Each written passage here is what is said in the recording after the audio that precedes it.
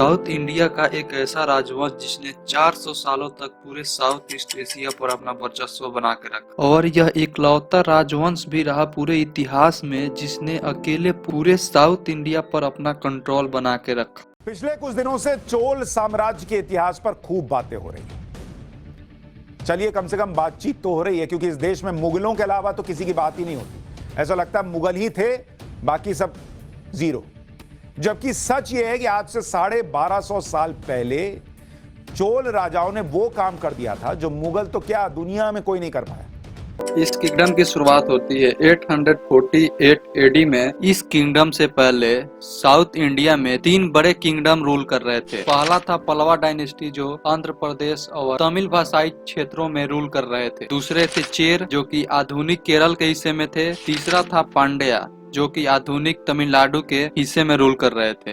विजयालय चोल ने पल्लव के एक शहर तंजौर पर कब्जा कर लिया और उसे अपना कैपिटल बनाया और नींव रख दिया साउथ इंडिया का एक शक्तिशाली डायनेस्टी, चोला डायनेस्टी का। यह डायनेस्टी कावेरी नदी के घाटी में पनप रहा था, जहाँ की लैंड काफी फर्टाइल थी, और यह एक बड़ी वजह रही इस डायनेस्टी की इकोनॉमिकली स्ट्रांग बनने की। इसके बारे में एक इंटरेस्टिंग फैक्ट ये है कि यहाँ की लैंड इतनी फर्टाइल थी कि एक हाथी जितने एरिया में बैठता है उतने एरिया में इतनी उपज हो जाती थी कि 7 लोग एक साल तक अपनी पेट भर सके।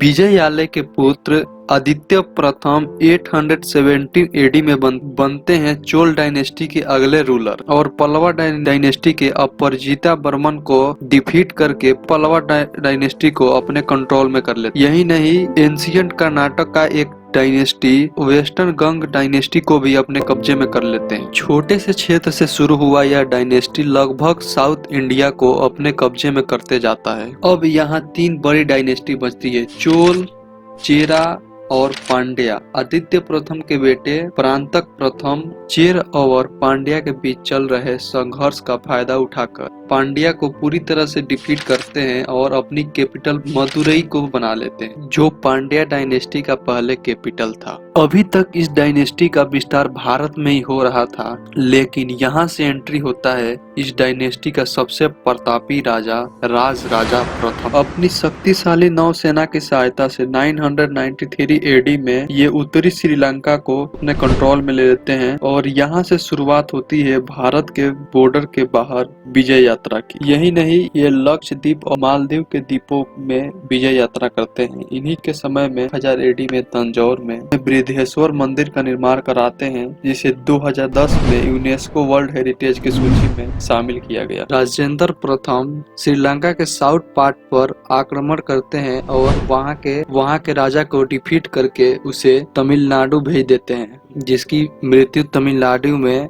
12 वर्षों के बाद होती है। 1090 एडी में राजेंद्र प्रथम नॉर्थ भारत की तरफ प्रस्थान करते हैं और उड़ीसा और गंगा के क्षेत्र में रूल कर रहे राजा महिपाल को डिफीट करते हैं, और वेस्ट बंगाल में शासन कर रहे डायनेस्टी चंद डायनेस्टी के गोविंद चंद्र को डिफीट करते हैं और अपनी डायनेस्टी के कैपिटल गंगईकोंड चोलपुरम को बनाते हैं। ट्रेड बढ़ावा देने के लिए एक बार फिर राजेंद्र प्रथम 1025 एडी में साउथ ईस्ट एशिया के कई कंट्री पर अपनी नेवी के साथ आक्रमण करते हैं। इस मैप में आप देख सकते हैं कि इस समय तक लगभग सभी साउथ ईस्ट एशिया के देशों पर इनका इन्फ्लुएंस हो चुका था, जिसमें आधुनिक देश थाईलैंड, मलेशिया, इंडोनेशिया आदि शामिल है, जिनका प्राचीन नाम अलग था। और इसके बाद इस डायनेस्टी के रूलर तेजी से बदलते गए और धीरे धीरे ये डिक्लाइन की ओर बढ़ता गया, और 1279 एडी में यह खत्म हो गया जब इसके